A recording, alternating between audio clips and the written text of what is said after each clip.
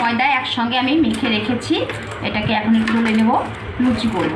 রাত্রে হবে লুচি আর হচ্ছে তড়কা লুচি আজকে আমাদের রাত্রের ডিনার। এই বন্ধুরা দেখো, আমি আটাটা ভালো করে মেখে নিই, মেখে লেচিটা কেটে নিই। শুরু করছিস?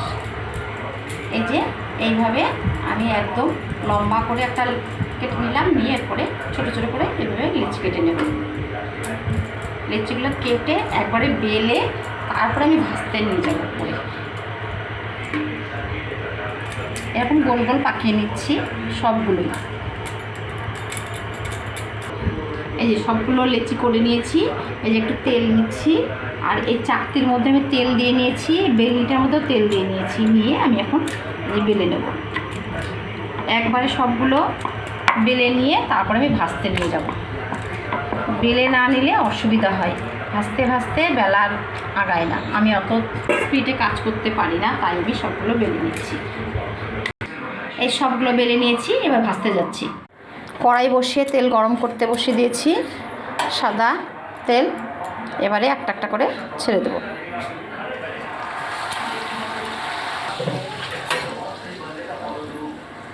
এইভাবে লাল লাল করে ফুলকো ফুলকো করে ভেজে নেব সবগুলোই।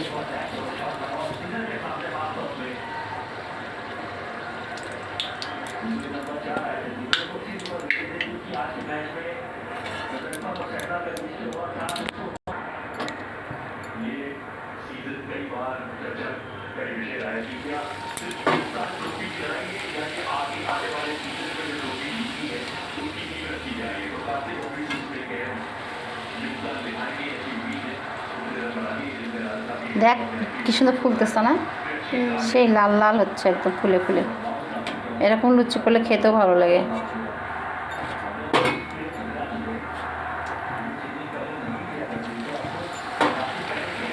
আপনারা চেষ্টা করবেন একদম ঘন্টাখানেক আগে ময়দাটাকে ভালো করে মেখে রেখে দিতে, তাহলে এরকম ফুলকো ফুলকো লুচি হবে, আর খেতেও কিন্তু অসাধারণ হবে। এই নুন, তেল আর চিনি দিয়ে ভালো করে ময়াম দিয়ে মেখে রেখে দেবেন।